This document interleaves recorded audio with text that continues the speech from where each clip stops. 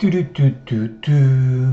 this is a most critical chart because it really frames the macro environment that we're in. And we have data going back since 1914, 1913, and you've seen me cover this. There's the SPX divided by the PPI, adjusted for PPI, which is a proxy for inflation, unadjusted, not like the CPI. And when it breaks down, it's giving clear signals that something's up, and SPX, US equities, growth stocks cannot handle the rising costs. And for whatever reason, compressed margins, whatever, fundamental guys, all those metrics, it's just happening, guys. And the SPX just can't make new highs for a certain amount of time. Okay, so that's fine. So we've established that the SPX will have a hard time when adjusted for inflation. But then I get this question, well, shouldn't you adjust silver for inflation? Shouldn't you adjust gold for inflation? And look, this is the way I see gold. Gold is like the center of the universe. If there would be no, instead of saying inflation, if there would be no loss of purchasing power or gains of purchasing power as seen through the SPX versus as seen through the US dollar index adjusted for inflation, then gold should be flat. If you're not depreciating your fiat or not increasing it, gold will not change because gold reflects is a mirror on your purchasing power, and that's all it is, right? So let's say you're a vampire and you could live 1,000,000 years, and then you had a piece of gold 1,000,000 years ago, and then there's fiat currencies that goes up, down, empires, depreciating the money, appreciating it through austerity, from debt destruction, whatever happens, that gold coin has not changed. Whenever you want to buy something, you probably buy something pretty much similar than what you could have over all those hundreds of years. So gold is flat. And silver to the same extent, and you gotta discount its volatility, its moving average, and I've had charts on that, it's moving average for silver over 10, 15, 100 years. It goes up slowly, tracking your loss of purchasing power. So they do that, and other commodities, hard assets, they usually do that. They track the diminishing returns on your purchasing power on your fiat currency. So that's why I don't, when people say, oh, you got to measure adjust for inflation, silver so much slower than it was previously, it doesn't make a whole bunch of sense. Some stuff you have to inflation, you adjust for inflation, like your US equities, growth stocks, you could do it. But for gold, silver, it makes less sense to me to do that, as they represent in their nature the inflation adjusted loss of purchasing power.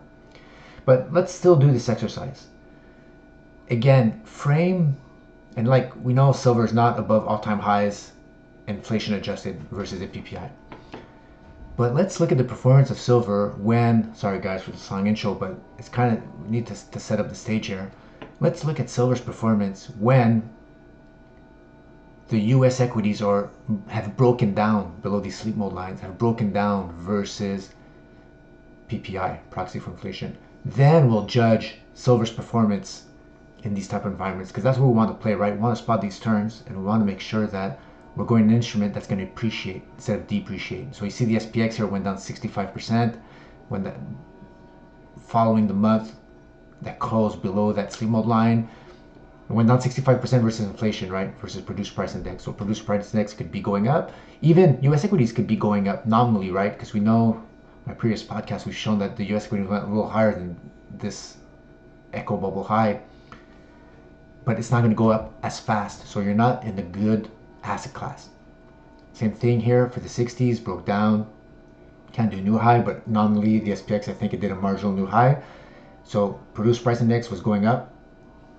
US equities were going up, but producer price index were going up faster. That's why there's not a new high here on this ratio chart. All the way here, so SPX went down 61% versus inflation. Sleep mode line, beautiful. 1, 2, 3, 4, breakdown, and what happens. And I'm measuring from the top to the bottom. I'm measuring it from the month, from the breakdown line.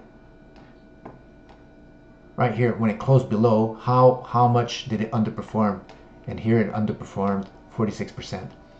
So you see it's got some watermark, 65%, 61, 46%. And I'm not accounting for intra-month volatility, right? Which could have spiked. This is on monthly close. So here we go, 1, 2, 3, 4. You've seen us draw this chart multiple times. I put the breakdown line here below, start the marker on the close below that breakdown line. And I put the two recent ones. I put the 46% drawdown versus inflation, the 61% drawdown, or 65. I put this one here, the post 70 drawdowns. Could have put also here the 65.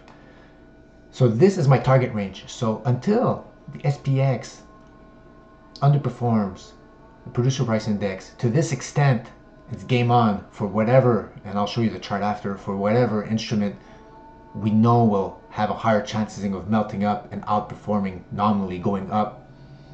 We want to be those. So now I'll show you silver chart adjusted for that same producer price index to see, because look, if the silver can't outperform the producer price index, then all right, then I might just go along the producer price index. It's not, it's not doing as well, right? Because what applies for the SPX applies for silver in this case. If you want to do that comparison, here it is, guys. So here is silver. So I drew that vertical line. So what did silver do? So I pinpointed when silver. So it went down initially. But after that, silver, and this is not silver price, this is silver versus producer price index. It actually outperformed the producer price index by 77%. So once we got that signal, silver actually went outperformed. So even if we know the producer price index is outperforming SPX here, and so it means it's going up. And silver is going up faster than something that's going up. This is double whammy. So whatever it was nominally silver that went up, it still was more than what the producer price index went up. All right, let's move on. Post set 60 here, vertical line.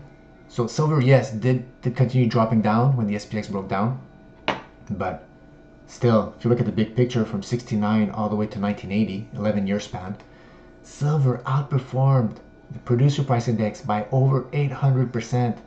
So we know that silver, I think, went up 1,500%, 2,000% in the 70s, from bottom to top maybe, but from this point all the way here. So the PPI, we know it's going up because it's killing SPX right here, right? Silver is able to go 8 times or 9 times as high, 800% above producer price index. That's huge. So this is what it's telling you. Silver is going to go ballistic in this type of environment. All right, so let's go 2002.